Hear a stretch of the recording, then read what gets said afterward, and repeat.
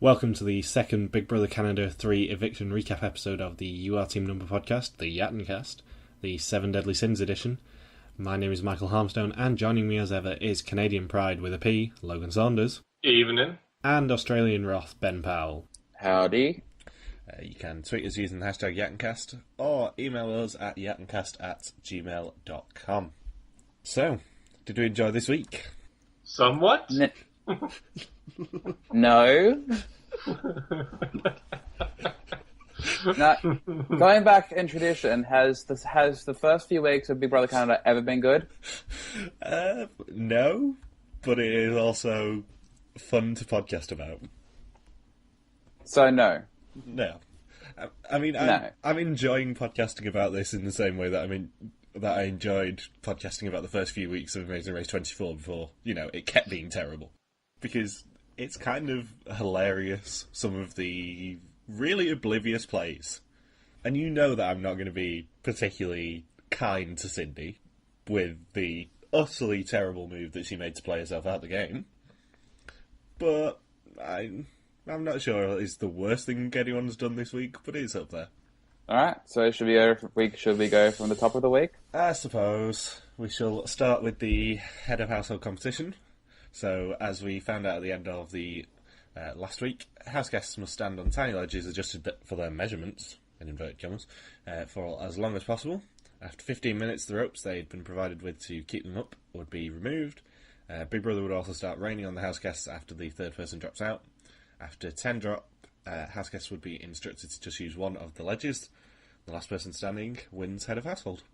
Was it any surprise that Brittany was the first person out? A little bit, yeah. Like, models have balance. I mean, compared to, like, Greg, or however you pronounce his name, who's all upper body strength, and people like him, it's like, well, she had a little bit of advantage over people like him, but, I guess not. Well, in theory, at least, she had an advantage, but I guess not in reality. Yeah, it didn't shock me that she was first out, really. Kevin was completely transparent with his jumping down to comfort her, and it's kind of hilarious how much that caught up to him. But it was Brittany, then Kevin, then Zach. Zach's throwing out of the challenge was a bit more subtle than Kevin's. At least Zach and Jordan had a plan as to exactly when to throw it, as opposed to Kevin just being ultra transparent about it and trying to add favor in front of everybody in the house. Logan, how dare you compliment Jordan for anything? Gah. It's my one time of the week. Everything else will be negative towards Jordan, but this is the one time where I'll give him credit for much of anything. Then we had Godfrey, Bruno, Jordan, Naya, and Johnny, and they were the 8 people who got to play in the Have Not competition. Also, going back to last week, it doesn't look like Bruno does have nipple piercings, Logan. Well, mystery solved. At least there's one mystery, and one less mystery in the Big Brother Canada house. It was a 50-50 shot. It really could have gone either way. Luckily, my Big Brother Canada points to get myself up to copper weren't in play here. That would have been a prediction that I would have lost at. But if we're supposed to expect the unexpected, what unexpected can we expect now? The biggest mystery for me is what the hell was that nomination board, but we'll get to that. Oh, yeah. Dramatic appeal. Sure. Dramatic effect. I was sat there just going, what the actual? Who thought this was a good idea? I did. It was pretty neat. It's not the best production design we've ever seen in Big Brother Canada. Probably in the top 5, but still. That's just considering that a lot of the production decisions have been not so well thought out. But that's just part of its charm. And then we had Sarah dropping in 9th, then Greg in 10th, Willow, Ashley, Pilar, and then the final 2, Cindy versus Bobby. Well, did anyone actually, expect Cindy would be a challenge beast? No, in summary. But also I like the fact that they kept calling her a beauty queen rather than, her actual job, which is assistant cruise director. Well, since it's like the 2010s, you need to have at least one beauty queen every season, regardless of the actual occupancy of the job, I guess. Yeah, at least Amazing Race Canada 2 actually had Suki be the beauty queen, but that wasn't what she was known for. Before or after the race, that wasn't what she was known for. Definitely after. Before, it was probably for her and Jinder appearing slightly irritating. And then, being the best team ever. I liked that when Bobby eventually won HOH, that the first thing we hear from him is quoting a Run DMC lyrics of all things. Care to explain? Well, when he says whose house, Bob's house, that was an indirect reference. That was a very direct reference to Run DMC, which is definitely a song that would be recognizable for people in their late 20s that still live in their parents' basement.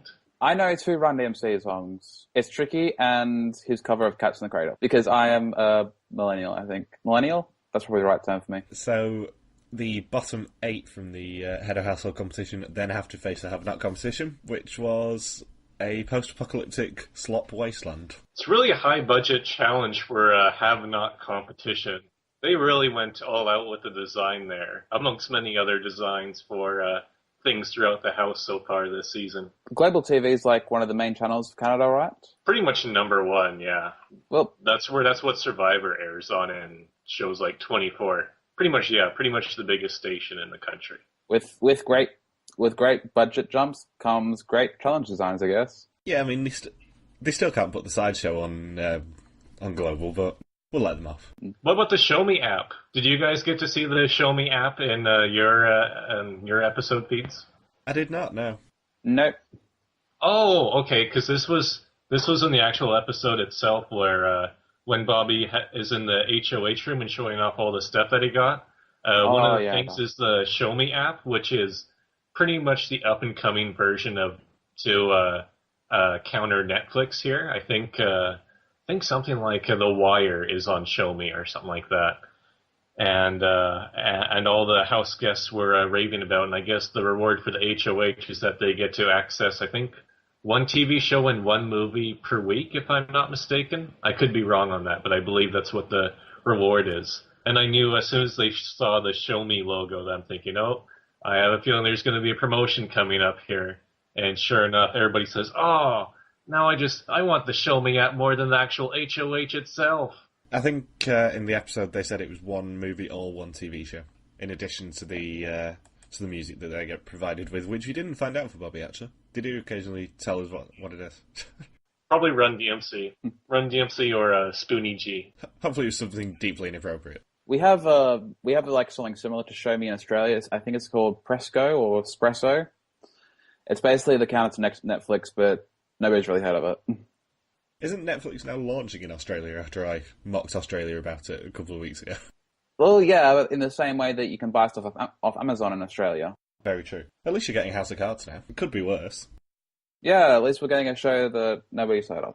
Listen, I've heard of both the UK and US versions. And I did watch the UK version before it actually was announced that they were doing the American one. So I'm kind of, smug about that. You know what's also hilarious about the HOH gift is that they get crunchy chocolate bars. And my cousin from the States, whenever she is here, she always has like a binge on crunchy chocolate bars. So I find it hilarious that they try to make it as Canadian as possible by having crunchy chocolates within the reward there for HOH. I think they could have made it more Canadian. Tim Hortons. Yes. If I was HOH in the Big Brother Canada house, there would be a Tim Hortons machine of some description. Where are my Timbits? Rupert as HOH in Big Brother Canada. Not good. I have no idea what any of these references mean. Sorry, not Canadian. Or never been to Canada. You don't know what Rupert is? No, I don't know what a Tim Hortons is, or a... That's not good. Tim Horton is one of many former Canadian ice hockey players who then just decided to become a businessman and is now Canada's Canada's #1 coffee brand by an absolute mile. And, awesome. By about 50 miles. As Logan will attest, I love Tim Hortons. But yeah, it's something like 70% market share in Canada. It is a ridiculous amount. Anyway, enough about chocolate. In the Have Not competition, individually house guests must run across a balance beam above a pit slot. They have to cross the beam and fill buckets with the slop and place them on 5 spots on their beam. At any point, they can use dodgeballs to try and send their opponent's buckets into the slot pit, in which case the opponent would have to jump in and find their bucket and fill it back up before continuing. The first person to get 5 buckets and cross the beam is a have for the week in each matchup. I like the fact that they did split them into 2 teams of 4 and then said you're still doing this individually. That competition would irritate the hell out of me. Like I would not be able to stand any like competition where someone else can interfere with my work. I'll probably deck them. Yeah, throw the dodgeball at their head rather than the buckets. The losers have to sleep in the have-not room, which this year is furnished with concrete and dirty mattresses. There are also sensors in the have-not room which set off a siren every half hour or so, and this definitely won't reveal the secret hidden in the have-not room that Arissa mentioned in the house tour in the first episode. Urine-soaked mattresses, as some house guest described it. Yeah, I doubt it's urine. It's probably coffee or something. Really old coffee. Maybe for season 4 they should just have a sort of hoarder's room for the have-not room. Just have like, this is my dirty pan. Make an entire tower out of those little things that hold cards in flower gifts, or several boxes full of used toothpicks. Yes, Razor Ramon's house. Or maybe a cat carcass. Okay, that's going a bit too far. Well, that's what happens in hoarder houses. They get crushed under stuff. Who wants to see the have-not room? Oh god, why is there a cat hanging up? No, I mean, like, like you just find it under one of the mattresses. It's not like hanging up. It's not a serial killer room. It's like a hoarder room. Yeah, so season 5 can be a kind of Dexter-style laboratory. Dexter kind of wrong show. Wrong Dexter. Don't be right. You know what I mean. A Dexter-style murder area. I don't remember that on Cartoon Network. I do. Cartoon Network After Dark. Bruno attributed his victory to his awesome soccer skills, but Jordan was just blatantly throwing it. Yeah. I do like it when people are so proud of winning a competition, then it's just like, yeah, I threw it, be right. I get tired of people talk about throwing competitions all the time. So what? Well, it's a good way. It's a good way to throw a competition. It's a good thing to do because it means you don't get any blood on your hands and nobody throws you under the bus. And put a big target on your back. But like, I don't mind if people do throw competitions. I just don't like all the people showing up about it. Like, I threw that competition so I appeared not to be a huge threat, so I don't have to get blood on my hands, so there won't be a huge target on my back. Aren't I the best player ever for coming up with this completely new and unique strategy that nobody else has ever thought of in the history of Big Brother? Funny thing with Bobby is that he must have the record for saying the phrase "no blood on my hands" out of any contestant in any season of Big Brother. He must have said it at least. Feels like every other few notes was me writing down, oh, Bobby says no blood on my hands again, and that's for 3 consecutive episodes until his reign as head of household comes to an end at the end of the week. Yeah, Bobby is not going to be winning, I don't think. Question: Is the first head of household refusing to do anything to better their game? Is that like a thing that's always happened in Big Brother US, or is it just like a product of the Grodner era? Like the first time I really remember it happening was with Big Brother 8 when, the blatant nominate the 2 people who fell off the head of household competition first. That was like, and it's been like that ever since, really, hasn't it? Big Brother 10, I know they made a huge move with trying to get rid of the really aggressive player right off the bat. Brian, who was Dan Giesling's. Dan Giesling was Brian's sidekick for the first week, and Dan was pretty much supposed to go in week 2 of Big Brother 10 because of that. But they went after Brian after the Power of Veto ceremony because he was playing too aggressive. So I guess that's been the quote-unquote biggest move made in the first week when it comes to nominations. Otherwise, it's probably pretty tame, I would say. I don't remember it happening in fact, it didn't happen in Big Brother 12 either, because it was Brendan versus Rachel originally, and then they put Annie up because they thought she was the saboteur. Thought? Or pretty much outright told she was the saboteur. Yeah, worst twist in Big Brother history, but still. Apart from maybe the pairs. I don't think it always happens in Big Brother US. It just occasionally happens. It's happened a lot recently. Like 14, 15, and 16 all had that happen. But the only reason it didn't actually outright result in that in 15 was because of MVP, which is like one of the saving graces of that season. One of the few. Still better than 16. Well, yeah, I gave them on both though, remember? That just means you're weak. No, it means I have better things to do than care. But you podcast about the show. Yeah, Sorry, at least this season is better than both of those have started. At least I like some of this cast. Nah. I like so far I only really like 3 people left in the house so far, which is probably less than I did like from 15 at this point. Like from 15 you had Helen, Jesse, Candace, Alyssa, Judd was still good, Howard, yeah, that's basically it. But still. But like, you know, the only people I really care about their fate in the game so far is, you know, Sarah, Brittany, and Neha. Not Godfrey? Not Godfrey? I wish I cared for Godfrey, but like they're not giving him any screen time. Plus, he's on the side of the worst people, kind of. So, should we talk about the have-not competition? I think we pretty much did, I believe. Was there anything else either of you wanted to add regarding the, like, Kevin throwing it but still winning his round? And I think that was pretty much it.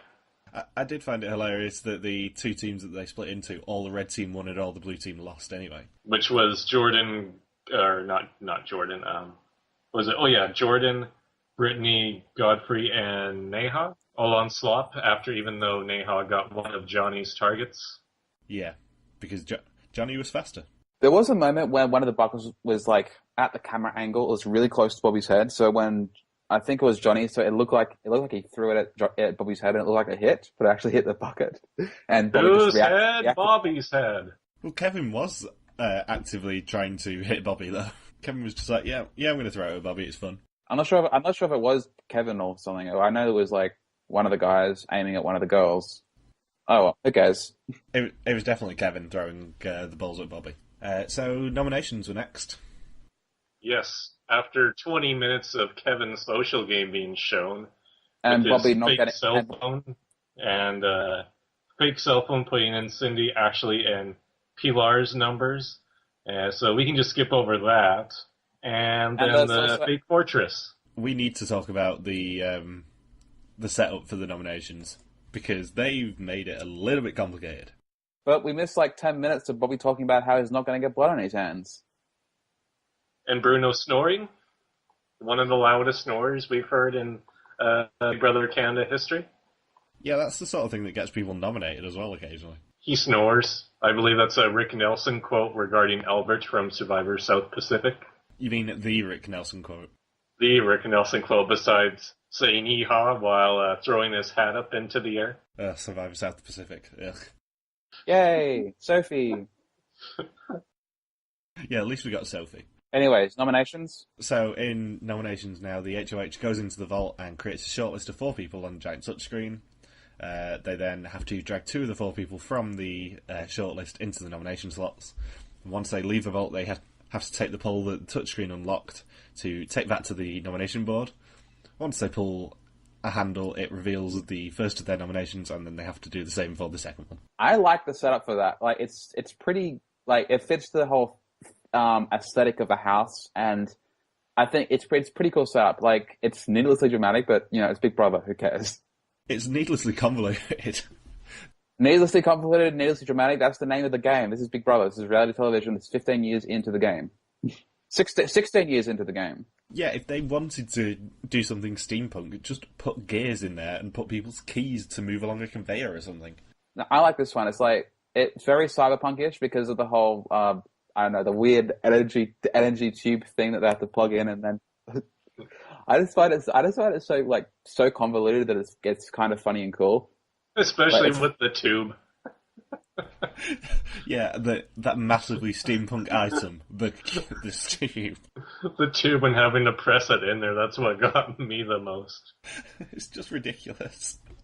I didn't mind the whole screen where they have to set up and like drag people over, because it's like, you know, yeah, like I can't remember who like the fourth of the nominations of the shortlist were. There was Brittany, Kevin, Johnny, and someone. Cindy.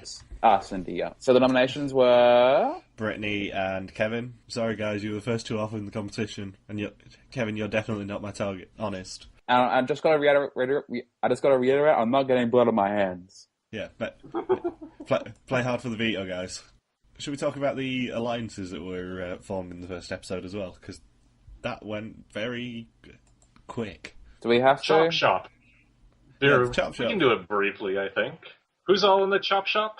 Bobby, Ashley, Willow, Greg, Bruno, and one other person. Willow? Zach, yeah. Bobby Ashley? I'm pretty sure that's the name of a professional wrestler. Probably. I called it from the preview, didn't I? That Ashley would be the. I'm not like a girly girl. I prefer hanging out with the guys. She doesn't prefer hanging out with the guys. She prefers hanging out with Greg. How can anyone willingly hang out with Greg? We'll get to that why that's probably the case in a little bit here. So we also had another alliance, which is for some reason called Newport, between Jordan and Zach. Too much Grand Theft Auto. Yeah. We had Naya and Sarah be a two-person alliance with Brittany as their third, and a fake alliance on Jordan's part between him and Kevin called the Fortress. I've already contrast to the Shield. If you know anything about me, you know which one I'm automatically supporting. So I'm going to guess. You'd be wrong, so be quiet. I'm going to guess, given your professed love of Jordan and Kevin, I'm going to go the Fortress. And definitely not Naya and Sarah. Should we go on to the Power of Veto? Sure, why not? Can I just say that I appreciate the voiceover artist for these 3 episodes? It's the most inappropriate puns I've ever heard from a voiceover on any TV show, let alone a reality show. Like, just with the last episode here, saying things like, oh, teams had to go balls out for the competition, and then, Canada sent the cougar packing, and, it was, and some more later on, particularly with the HOH competition, was saying that, Cindy's booty was not enough to beat Bobby, just thinking, oh, they're even going with wordplay in that way? This is just getting ridiculous. Logan, if you think that's the most inappropriate, like, reality television thing that's on reality television, can't wait till you discover the Bad Girls Club. I have a feeling I will not be discovering that anytime soon. Dutch Mold may or may not be higher on the list than Bad Girls Club. Yeah, damn right it is. Or I Love Money. I have seen a season of I Love Money. Or Flavor of Love. Not seen any of them ones.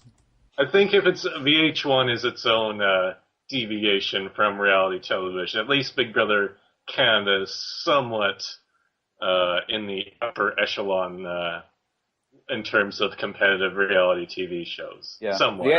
VH1 was the pioneer of celeb reality, but there's actually one that's like sort of really not trashy, but it's sort of really good. There's this show back in 2007, I think it was, called Scream Queens. Yeah, they got 10 aspiring actresses to compete for a role in the next Saw movie, which I think it was like six had been released at the time. Tobin Bell. Keep going. And yeah, it was actually like a lot less trashy than the shows surrounding it would have you believe. I've seen Making the Band, or P. Diddy's third attempt at a reality show. I forget what it was. It was his third attempt at a reality competition, and it was even more outrageous than Making the Band. Even more outrageous than Chappelle's show's portrayal of Making the Band. Tobin Bell, the former West Wing guest star there. I don't think that's what he's really known for right now. I think he's known for ruthless villain of the Saw series now. Yes, and along with 24. More famous for being in the West Wing, I'm sorry. I mainly remember him from 24. I'm thinking, really? He's the voice in the Saw movies? Huh. He's not just the voice, he's the main bad guy. But yeah, I do appreciate that the voiceover on Big Brother was basically trying to channel his inner Alan Wu. I think there's 3 poker puns alone with Kevin saying, "No, the gambler went all in," and then I think it's, can Kevin bluff his way to the top? And then I think the third one was, Kevin split a pair of aces, or that was like the most outrageous one. Where I'm thinking that's not even a pun. You're just randomly throwing in a poker term that doesn't really have to do with poker. Splitting aces is blackjack, not poker. Oh no, there was a better one. Oh, the Even floater better. one? Was it the flush one? Yes, a toilet. He turns a toilet flush into a royal flush. Now that is facepalm worthy. Yeah. Didn't he turn this toilet flush into a royal flush right before the veto? Yes, it was actually, wasn't it? Yeah, it was. So we get to talk about probably my favourite bit of this week now. The hilarious, "Ooh, girls, why don't we have a meeting in the HOH room and definitely not check round the corner to make sure the person we're talking about is not there?" They are definitely the Mogo Mogo tribe from Survivor All-Stars, where Kevin gets to play the role of Richard Hatch in this scenario where the three women are talking in one room there, and they fail to do a 360 check to see if there are any males around while they construct their all-female alliance to target a specific player. It's not even that they failed to check 360, because they just needed to check whether anyone, probably Greg, because that's all we saw of him this week, was sat on that toilet with a curtain, whether anyone was actually round there, seeing that they were slagging off the guys. Or slagging off Kevin in particular. Or as the voiceover would say, checking for floaters in the bathroom, which was like, okay, you can stop here. That is enough. I wouldn't necessarily call it a bad move. I just call it like an unfortunate sequence of events, because like it wasn't like they were just like actively trying to let Kevin know that he was a target, because that would be a bad move. But like, it's just like unfortunate that this awkward series of events happened the way it did. I mean, it was hilarious for TV because it was actually brilliantly edited, but there's so many better rooms in the house to do that sort of a conversation. So many rooms in the house where you can, look all around you, check there's no one hiding or anything. But it's a lot more suspicious if like 5 of the girls like go off to the pantry or something, isn't it? Yeah, but they thought they were the only ones in the HOH room. Why would 5 girls go to the HOH room on their own as well? Because everyone hangs out in the HOH room. Yeah, but no one else was there. Kevin was. Well, no one else was there that they thought. It didn't make sense anyway. Yeah, but like I said, it's not like a bad move. It's just it's just a really unfortunate sequence of events. But also, probably one of the things that this season is already going to be known for, which is hilarious. I'm still holding out hope for like another Ica moment. Ica-like moment. Oh, I suspect there'll be an Ica-like moment, but I also think that when we finish talking about this season, one of the things we will remember is the girls failing to check for floaters in the bathroom. And it also begins the start of bashing on where everyone in the house just bashes on Greg for possibly being a jerk. We'll learn more about him throughout these next couple episodes, but this is really where it really starts, where even Kevin, who is on Greg's side, just says, I'm going to tell this to Greg because I know he's just going to go ballistic over it. And sure enough, Greg is fired up and ready to just tell everybody in the house who's willing to listen. He's like a Tom. He's like a Tom or a Andrew from season 2 who just like is under-edited. Hasn't got much content so far apart from like that moment onwards. So yeah, I mean, I suspect he will probably get a much bigger edit fairly soon. Because hopefully not. Because he does seem like the sort of character they really, really, really want to show a massive downfall for. And as soon as he starts getting targeted, they will probably show him quite a bit. I wouldn't mind that if he got his downfall, but I just find him repulsive. Oh, he's 100% going to get a downfall, I suspect. He will not make the jury. Because he's so going to get targeted fairly soon. So yeah, the Power of Veto competition. This is the competition where you get like a massive avalanche of bad beaver and dam puns. Oh, yes. Pretty much, yeah. I mean, I do believe that someone said that we would be getting a traditionally Canadian-themed challenge fairly soon. Wait, it was me. So yeah, Bobby drew first and got Godfrey. Then Willow got picked Brittany's choice. And obviously Kevin picked Johnny. Coincidence. Yeah, and Bobby got to also assign the host, and he chose Jordan. Who got the most high fives ever for being a host of the veto competition. And also quite enjoyed all the puns, I suspect. Wasn't overkill at all. Wasn't overkill with the damn puns about the damn task and house guests having to be dressed up as damn beavers. Not overkill at all. So house guests were dressed as dam beavers and must travel through a pond under and over logs to pick up one of 19 logs with their coloured letters on it. They must bring them back to their dam, and once they have all 19, spell out the phrase "off the chomping block." Inside the pond there are predator stones which, when called out, make everyone else stand in one place for a minute while the holder continues. And of course, when you get all your logs and get back there, for some reason, because this is Big Brother Canada, they just spray you in the face with water. Hypothermia for the win.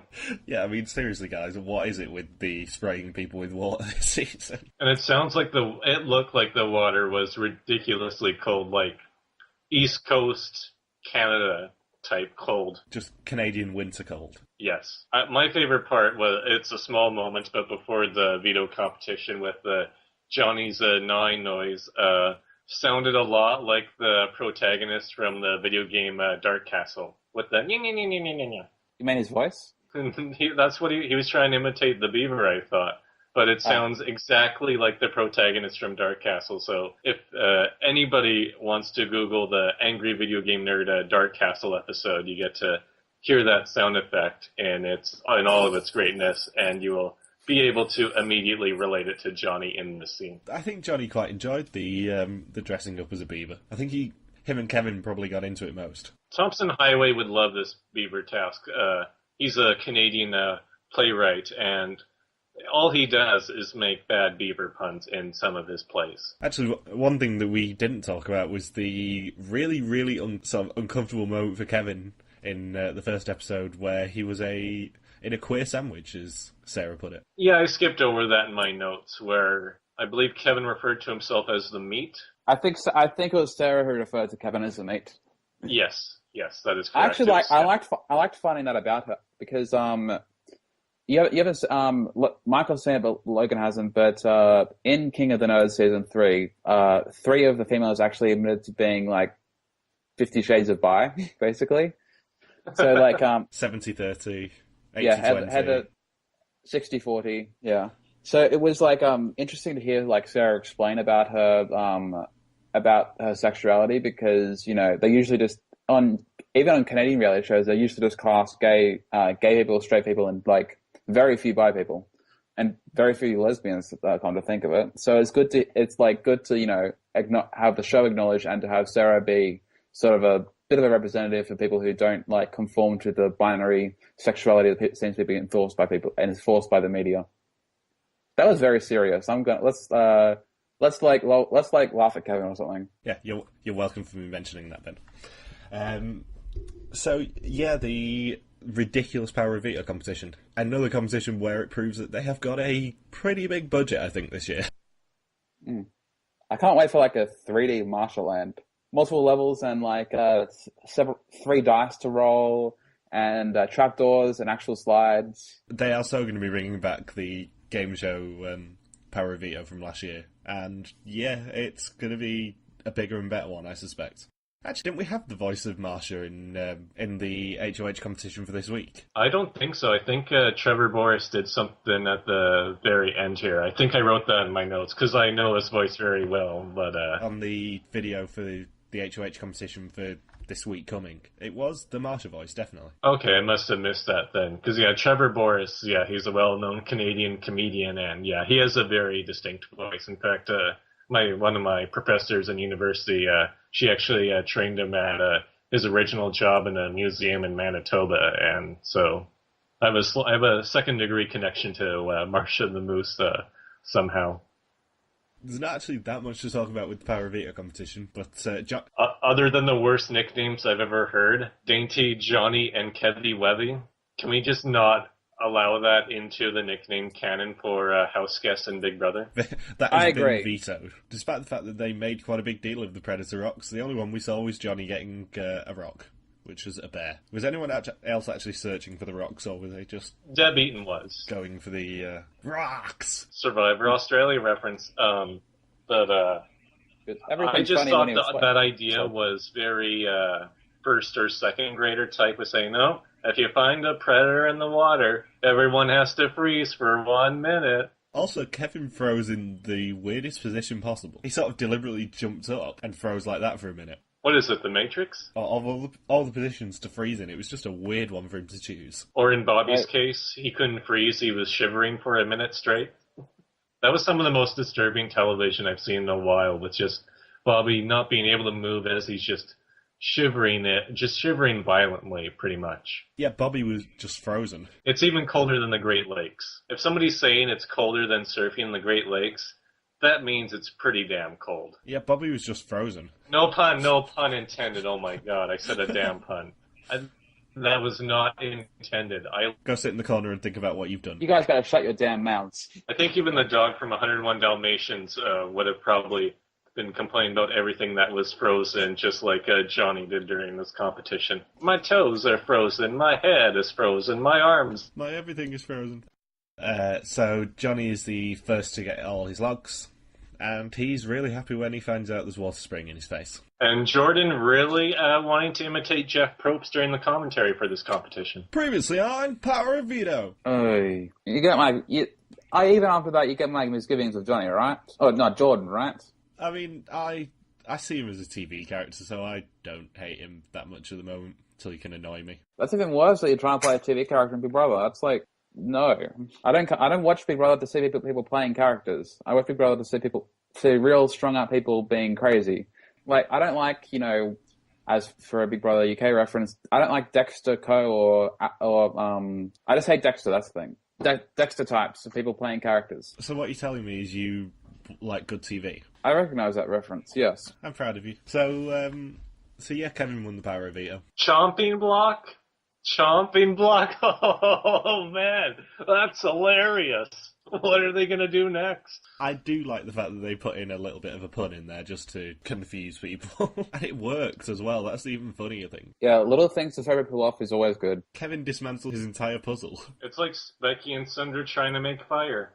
Everything's all dismantled as they try to figure out how they even solve it in the first place. And Sundra has run out of matches. Good old Survivor Cook Islands. That was unintentional hilarity as well. Then we have a Big Brother UK classic alternative task. In the line yourselves up, one person's in the diary room and has to guess what it is. And right after that, Zach immediately wants to nominate somebody that starts with the letter S, and I think we pretty much know what he's trying to suggest. And then I think Cindy talks about thinking that if her manipulations have worked, then she has Bobby by the testicles, I believe. And yeah, then we get this task where we get to feature our favorite character, Johnny, once again. I know I said a lot of we're not very kind on Johnny because he's very annoying. But like after these last episodes, it's sort of like it's not that bad anymore because at least he's only being like kind of really annoying instead of like going the Greg route or the Kevin route or the Jordan route of being actively awful. Like I see he's earnest. He's earnest. He likes playing the game and he likes screaming in his diary room, which bleh. But as long as the story doesn't end up with him giving Kevin the win somehow, I'm kind of all right with Johnny compared to the other guys. But like compared to who the other guys are in the house so far, that's not really much of a compliment. He'll try to vote for Kevin to win, but then he'll accidentally vote for Neha in the final two. I mean, I must say that the official Team Johnny did favourite one of my tweets last week. I think it was being slightly sarcastic about him as well, which does seem to be happening this week a lot. They followed me after I was trashing him a lot while watching the premiere. Yeah, it's Team Johnny favouriting my tweet when I said, gonna get my inner Canadian on already and apologise for this forthcoming BB Can 3 recap accents galore. So yeah, the amazing alternative task that has happened a couple of times in the UK version, where house guests must line themselves up from least to most in a particular category. Johnny's in the diary room trying to guess what the categories are. If he gets 3 right, they win a pool party. Woo! So the first one was intelligence, and he did choose correctly from intelligence, friendliness, and competitiveness when shown Jordan, Sarah, Johnny, Kevin, Cindy, Naya, Zach, Brittany, Bruno, Ashley, Bobby, Greg, Willow, Pilar, and Godfrey. And we should note that Godfrey insisted that he was the least intelligent. Oh, Godfrey is becoming such a target, and it's hilarious. Godfrey doesn't realise that everyone sees through his stupid act. And our favorite one, the hygiene question. Yeah, the hygiene one was the only one where I didn't actually have the list written down originally. I had to actually go back and watch it afterwards. All that matters is Sarah was at the end, which is hilarious.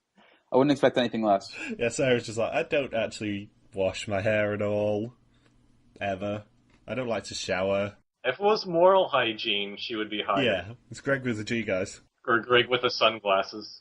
Yes, we can talk about that, because I did laugh a lot. I was like, what the actual... We'll get to the best Greg's glasses scene fairly soon here. So yeah, it was hygiene second, and it was Naya as number 1, and Sarah as number 15. And he also chose correctly from hygienic selfishness and fan favourites. And the final one was Jordan as number 1 and Greg as number 15, which was likelihood of winning Big Brother. And Godfrey's the least likely. No, it was Greg who was the least likely. Oh. Godfrey was 9. I like that Greg was begged here as well, with Johnny saying, oh, if this was selfishness, Greg would be by far number 1. And it's definitely not, or he said, what was it with it? It might be intelligence, because Greg's not too high up on the list there. Just like everything's compared to Greg's worst qualities possible to do process of elimination. Here's the Mason-Dixon line. With Dixon probably taking on a whole new meaning there. Also, one quote from the POV competition that I forgot to mention. Jordan saying, it may be this competition, but Willow is giving me wood in this beaver costume. Oh, right. Oh, that was the worst fun. Remember what I said about actively repulsive? Wasn't Greg who said it. We'll somehow blame Greg for it, even though he had nothing to do with that quote. Greg can be our sort of punching bag this season. So yeah, anything bad that happens in the season is actively Greg's fault. Always blame the Ginger Ninja. Exactly. Blame the poor man's Monty. I think you'll find. Yes, the poor man's John Montgomery. A worthy title for him. Yeah, talking of which, that's going to be filming fairly soon. Don't remind me. I didn't get on season 3. Yeah, but now you have experience of auditioning. Kind of. So, Jordan also threw Bruno under the bus about his knowledge of the game, which definitely isn't going to come back. And during the pool party, everyone gets to play Spin the Bottle. Yay! So many germs being spread around. Okay, Sheldon. So it started off with Johnny and Zach, then Ashley and Bobby, then Johnny. You actually wrote down each make-out combination. Oh, damn right I did. I told you guys I was going to write everything down this week. I pretty much stopped at Bobby's excessive tongue action with somebody he's only known for 9 days. I'm thinking, well, this is 9 days, really? And then, obviously, Johnny and Kevin, which has blatantly happened before. Then Ashley and Zach, because we got the hilarious quote afterwards of, let's say tonight was first down, but I don't want to say there's not a touchdown in our future. Ashley and Naya, Pilar and Willow, Brittany and Bobby, and then Cindy and Zach. Oddly enough, that's already Zach's second football pun of the week, because in the voiceover segment, I think they referred to Zach as throwing a Hail Mary pass, and then in the following episode for the eviction here, Arissa says that I think Cindy goes for a Hail Mary pass. So for some reason, Zach is inspiring Hail Mary passes and touchdown references as if he is Marcus from The Amazing Race 19. Yeah, I mean, he's no Monica and Charity, is he? So yeah, he's not married to a professional athlete or receiving the luxuries of being married to a professional athlete. If you ask the Shield, he's a mean cyberbully. Also, hilariously, Zach wasn't the last person that Cindy kissed this week. No. In an effort to stay in the game. Which does not happen until next episode. So let's end the second episode with the Paravita competition, Paravita ceremony, sorry. And Kevin obviously vetoes himself. Also, another sort of developed this season, why are the vetoed people allowed to recommend who gets nominated? I mean, they normally have a speech, but Kevin was actively allowed to say, seriously, Bobby, nominate her. She's a bitch. Production pet. Yeah, pretty much. So obviously Cindy gets nominated because, you know, it's Cindy. The only main criticism I have for Cindy with this whole thing is that she pretty much pitched the same deal that Terry Dietz did in Survivor XL Island, where she went up to Bobby and said, I can offer you 2 weeks of safety, which is not which in Big Brother is about 2 or 3 eliminations, and this is the guy who is already HOH and has a chop shop all set up. I actually think didn't she offer him 2 rounds of safety? It wasn't 2 weeks. I thought she said weeks. No, I'm pretty sure she said rounds, because that actually meant that she only really offered him a week of safety. Well, then he can just come back courtesy of KFC if she screws him over in the 3rd round. Yeah, here's the thing. They keep hyping up that it's a competition, and, Cindy's probably going to be the favourite to come back, unless someone like Bobby actually gets booted. I'm glad that they're actually choosing a pre-juror gets to come back, because from the looks of this boot order, I don't think anyone satisfactory is going to get booted pre-jury. I'm not sure about that. It all depends on how Kevin's done. The feeds are now off officially, and I do believe the House now knows that it's an instant eviction. Kevin has not nominated yet, that we know of. No, he would have. He would have nominated the night he got it. No, he's not. I was looking at the sort of live feed reports before we came on, and the last full update is OMG, Kev came out, stood under the BB screen and said nothing. Arissa came on the screen and announced it's an instant eviction, and the feed's cut. When was this? 2:52 p.m. Big Brother time yesterday. So that was about 12 hours ago. Yeah, about 12 hours ago, and the feeds are now offline until Sunday night's episode. So the day after, basically. Yeah, Kevin definitely hadn't nominated when the feeds were still up. Speaking of ceremonies with Kevin, let's talk about Kevin pretty much down spiraling his social game here with the power veto ceremony, and pretty much actively campaigning and saying, hey, I'm using the power veto on myself. I hate these women. How about you nominate one, my least favorite? So he just lost favor with half of the house right there. Not a smart move. That's what I said with the why is he allowed to recommend what happens? Because he really didn't use that speech for a force of good. No. No, not at all. And Cindy gets put up for nomination here, and although Cindy's nominated, we find out one last vital piece of information for the episode, which is that Cindy and Godfrey are wearing matching purple shirts. Yes, they are. And also, as much grief as I give them for the nomination board being ridiculous, that veto box is very, very pretty. From a production standpoint, it is quite a pretty item, the veto box this time. Yeah. So the 3rd episode, we didn't actually see a lot in that episode apart from Cindy scrambling. And Brittany really not. Brittany being like, yeah, it'd be right. I'd let Cindy dig her own grave. And Cindy enjoying Bobby's abs. And Cindy enjoying Jordan's face. Ah, right. Girl, love yourself. And I think that would be if the Divinals were in the house, Ben.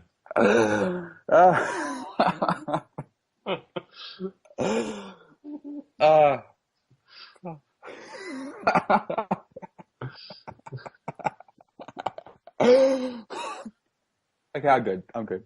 And also Zach not enjoying Jordan's face whenever he wants to get with Ashley. That is so Zach much and like Jordan? the scene from The League with, because with this episode here, Jordan tells Zach to picture Jordan's face whenever Zach is tempted to make out with Ashley. And that strategy pretty much... Not Jordan's face, Jordan's pasty face, glasses and beard. Yes. Triple threat combination to ruin anybody's sparks. But yeah, it reminds me a lot of The League where, with what was that one episode? It's with Andre where he's the plastic surgeon and Pete dates one of his patients, and then Pete just ends up picturing Andre Nozick, who is not the most attractive person in the cast. And it just completely cripples that whole relationship there. So it's very much like the comedy from The League. Kevin also becomes snuggle buddies with Pilar and ends up making out with her. Okay, we have to give Johnny credit for one more thing. He is the first person to pronounce Peely's name correctly. Everyone else, including Arissa, still calls her Pilar. Even the voiceover artist does not care enough and calls her Pilar as well. But Johnny cares. Johnny cares, folks. And he does call her Peely. Didn't they spell it Pili in one of the subtitles as well? I think it might have been in this scene, actually. I think you're confusing that with Big Brother Brazil, where they had a contestant named Pele. Pele went into the Big Brother Brazil house. Yeah. Soccer ball and all. And Big Brother also played an April Fool's joke on the house. Which I was so hoping wasn't actually an April Fool's joke. I was hoping that it was randomly revealed that Cindy actually went around in her rampage about being voted out and smashed by the cameras. Logan, it wasn't your April Fool's joke, remember? Despite the fact it was on your blog, it was all me. I'm the ringleader. Yes. You came up with the Big Brother April Fool's joke, too, if I'm not mistaken. Yeah. You flew over from Manchester, took the food from the pantry, tightened up all the water faucets to make sure no water came out and shut it all down. So, we have Michael to thank for that. Yeah, I mean, despite the fact that I never actually post the April Fool's joke, I'm the one who's responsible for them, for everything. Well, you did post you did post a fake podcast. That was not fake, Ben. How very dare you. Also, Logan posted the link on the group. So, not my fault. Kind of. And Logan wrote all the inappropriate jokes for it. Sorry, inappropriate, definitely tasks that went on air. Wink, wink, nudge, nudge. So, does that mean that Johnny is an April Fool if his birthday is April 1st? Yes? I haven't heard of that. At least his birthday's on the legitimate New Year's. At least his birthday is on February 29th. And also we can now go into our favourite subject, which is how ridiculous Greg looked at the eviction. Wasn't he like this throughout the whole April Fool's thing? Yes, with yelling at Cindy, accusing her of tampering with the camera, and he's wearing his most ridiculous pair of glasses. If I was Cindy, I would start laughing and saying, I know all of this hatred is being directed towards me, but it's tough to take you seriously with those glasses. Just take them off and I'll start crying. With someone like Greg, I would actually laugh at it and not explain it, because you're just laughing at someone who's so angry, it actually makes him angrier. So, yeah. BC Fury. I think he looks more ridiculous at the eviction because he was wearing a shirt then as well. So it's just kind of smart casual, oh my god, look at my face. So shall we get to the eviction? And no, we got one more ridiculous scene before we even get to the eviction. Are you serious? It's Zach with the plush dog Rocky. Oh, yeah, I ignored that. It took me so off guard with that confessional from the dog. It's just, I can't deal with the show's attempt at forcing other showmans through. Like, Zach and Ashley. No, Zach. Logan. I meant like Zach and Ashley. It's just like the two of the most boring people in the house. It's not like John and Noda were the actually exciting people, or Julian and Emmett, where one of them actually, sort of kind of resembles Sandra Bullock, and the other sort of like, has temper tantrum every time he gets caught. Zach's boring, Ashley's boring, and not good. They're both from the prairies, I should point out. So, I believe they're pretty much the only two prairie contestants. So, just to note that all Big Brother Canada contestants from the prairies are in fact boring, except Adele. So the votes, it's 12-0 to Cindy. There's not even any sort of intrigue in it. Unlike Brittany, Cindy was unable to suck everyone's nectar, as per Sarah's description of Brittany. Sarah said that Brittany sucks everyone's nectar and that she has to step up her game. I can't believe they actually gave Rocky the dog an actual city that the dog is from. Gander, Newfoundland. I still can't get I don't get that joke. It's probably where it was sent from. It's probably where part of Bobby's family's from or something. Anyway, Cindy's gone. Yeah, Cindy's our dearly departed, but probably coming back. Because that'll probably be production's choice if they get a chance to choose. Because production definitely doesn't choose anything on Big Brother. So the HOH competition, as we mentioned, the voice of Marsha the Moose introduced a short video for them to all pay attention to. I skipped through that because it was just so cringeworthy. It was our traditional true or false game. If you get it right, you stay in and pick the next two people. If you get it wrong, your opponent stays in and you go home. You go out. If nobody buzzes in, then you both go out unless you're the final two. I don't really like having games where you can gang up on other people so early in the show. Like, I wouldn't have minded if it was like the one where everyone just stands in that booth and shows true or false, and they get the eliminated based on that. But this one is like, it's too easy gang up on people, especially in a series where there's like a a clearly defined majority of people, and a group of people clearly under threat. You don't actually want to see that. Well, I don't want to see that. Yeah, I mean, at the final 14, it's not really great to see. But it was Godfrey versus Peely as our first matchup. Obviously, Godfrey won and picked Johnny versus Naya, which Naya won. Basically, Godfrey and Naya were ganging up on each other. Why? Why did they have to do this to me? My two favorites going into the season can't get along. Why can't they get along? My favourite thing about this is Godfrey only actually won one of his 3 rounds. The second and third victory for him were the other 2 people buzzing in and getting it wrong. Well, Peely didn't even have her eyes open when watching story time, so it's pretty tough to stick around in the competition when you can't even see what the challenge is being based off of. Then Godfrey versus Greg. Godfrey won by default. Then it was Sarah versus Naya, which broke most people's hearts actually. But Naya won. That's my main argument for like not having competitions where you can gang up on people. Like the majority rules one or this one. It's like it's too easy to take out the minority people. And unlike in Survivor with the coconut shop thing, it doesn't actually show off who the majority can be. And then we had Godfrey winning by default against Bruno, Naya beating Willow, and then Ashley toppling Godfrey. Kevin and Jordan, Kevin winning. Naya and Ashley, with Ashley winning. Kevin and Zach, Kevin wins. Ashley and Brittany, Ashley wins. And then Kevin beating Ashley by default, which is the best way for anyone to win NA2H is purely by default because the other person got it wrong. And an instant eviction. Yay. That's the end of the week. We missed one ridiculous scene, though. The pickup/dating scene where we find out wonderful qualities about certain house guests. Especially Godfrey's peekaboo pickup, which may be one of the most ridiculous techniques I've seen, where he just sneaks up on Neha and does the weirdest sequence of crouching/dance moves I've seen. Wasn't that also Let's Make a Fun of Greg scene? And yes, that's what I was getting to. It is probably the peak, or not so much the peak, the exact opposite. It is the trough for Greg here, where pretty much he loses all favoritism amongst probably any female viewer out there, I would say, with his infamous I will treat a woman golden if she loses the attitude. I'll buy her a drink and cook her food and a bunch of other positive aspects and treat her like a human being. And if she doesn't lose the attitude, I'm just going to sleep with her. I award you no points for that one, Greg. And may God have mercy on your soul. Yes, Billy Madison, thank you.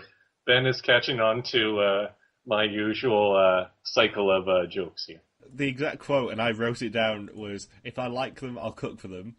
If I don't like them, I just want to sleep with them.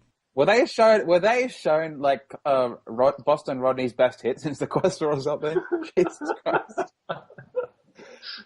It was just a pretty good scene. I mean, there wasn't much for me to write down apart from that ridiculous quote from him. So what happens if Greg doesn't want to cook that night? Does he just intentionally seek women that have an attitude? He probably just goes around thinking, do you look easy? You probably are. So, do we have any predictions for Kevin's instant eviction reign? Depends. I think another female will go. It depends if he can, back up his bark with bite, because like he goes on about how he wants to take, how a good player is, he has the women in his pocket. Like if he actually has the women in his pocket, like he so claims, so very frequently claims he will, then he's not going to target one of them because there'll be a.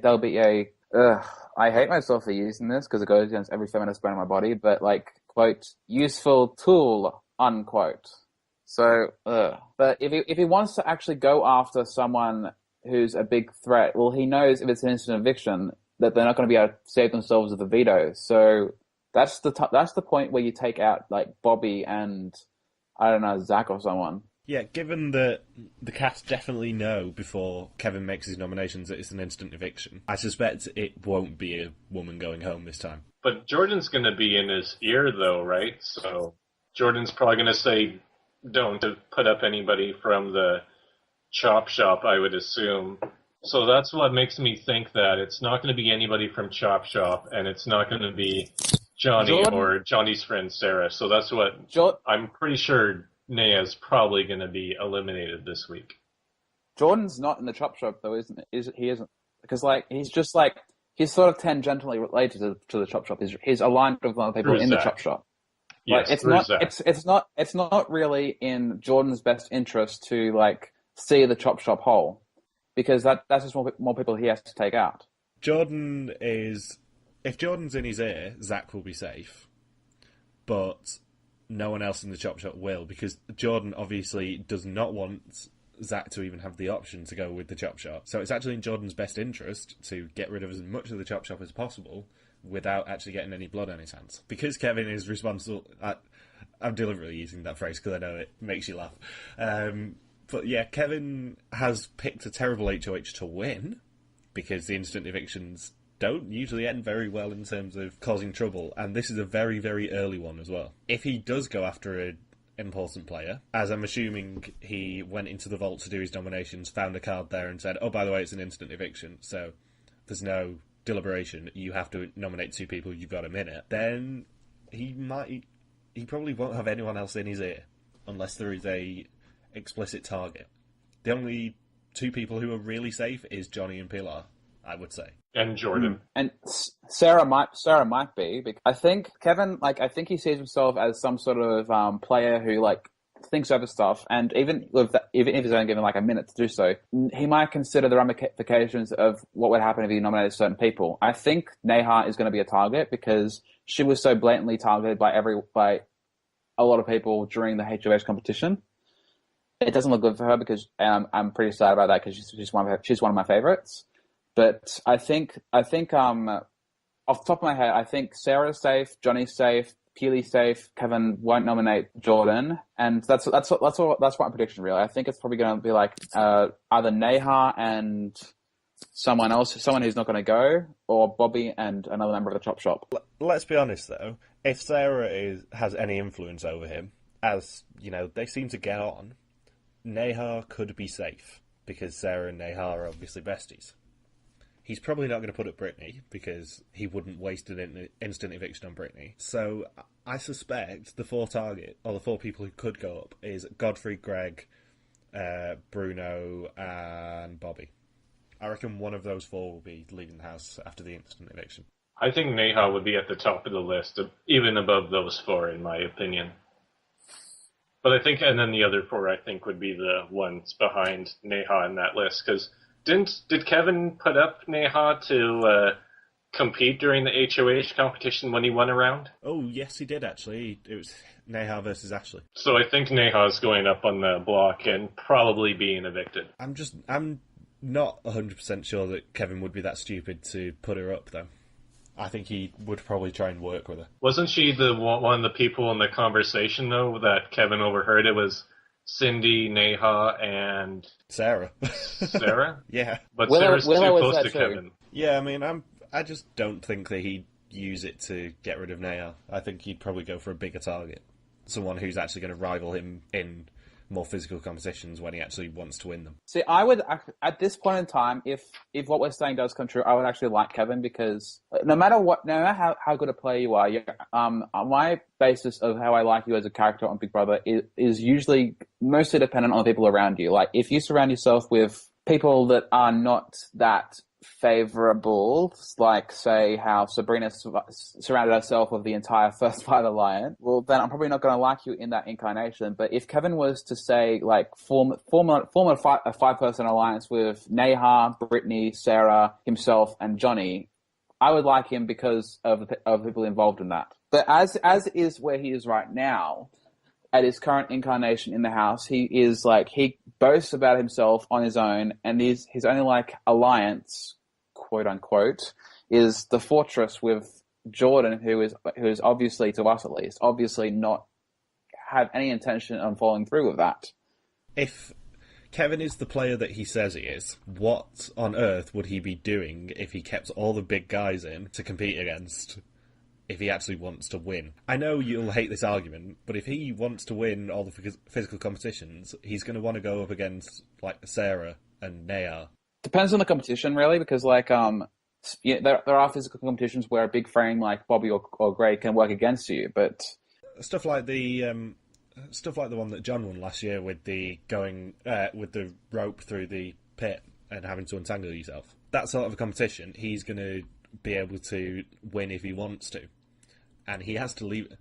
The way to play an instant eviction is to leave your options open as much as is physically possible. But it can go the other really worst way as well, because the thing that happened in a lot of Big Brother 16 and what happens at a lot of the start of seasons is someone just like targets two people that aren't going to cause any waves. So he's probably going to target like Brittany and I don't know, some other girl. Neha? Brittany and Neha or Brittany and Sarah or one of the girls, because it won't cause any waves, and that's usually the status quo, and not upsetting status quo is usually the part of the course for the start of the season. And it will be unfortunate if that were to happen, but I'm not going to be surprised if it does. It would be really unfortunate because Big Brother Canada seasons are notorious for starting off pretty badly, but if he can jumpstart the season towards getting better this early, I'll be pro Kevin, basically.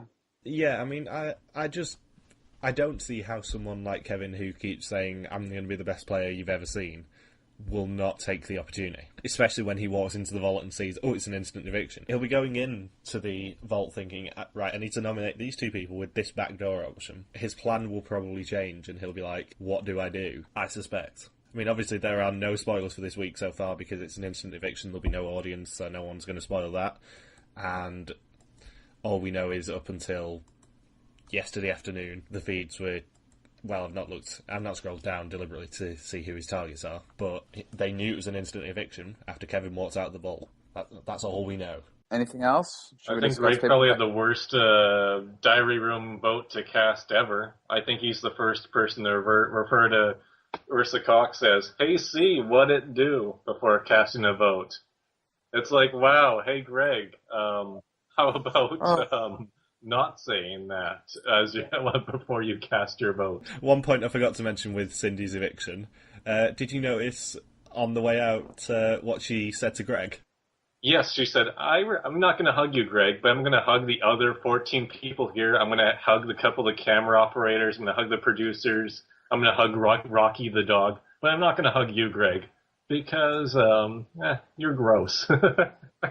Yeah, sorry, Greg, I'm not going to hug you. Yeah. No pat on the butt baseball style with Greg there. Even if Greg goes up, I don't think he's going to get evicted purely because everyone doesn't like Greg, I suspect. So he's going to be the sort of person who gets targeted quite late in the game, I suspect. I think he'll be an Andrew. Few rounds will go by, but I think he's going to go sooner rather than later. We should have like a winner pick. Who do we think is going to win? I'd like Naya to win, but I don't think she will. I want Godfrey, or Naya, but I think it's going to be Willow. Yeah, I think I'd like it to be Naya. I'd like to be a member of the three-girl alliance, but I think it's going to be Willow. So on that bombshell, thank you very much for listening to us. We'll be back next week for a double eviction recap episode of Yatncast. If you want to follow any of us on Twitter, you can do so at the handles posted in the description below. You can email us as well at yatncast@gmail.com. Also, you can join the three of us to recap the upcoming episode of Amazing Race 26 on Sunday. See you next week!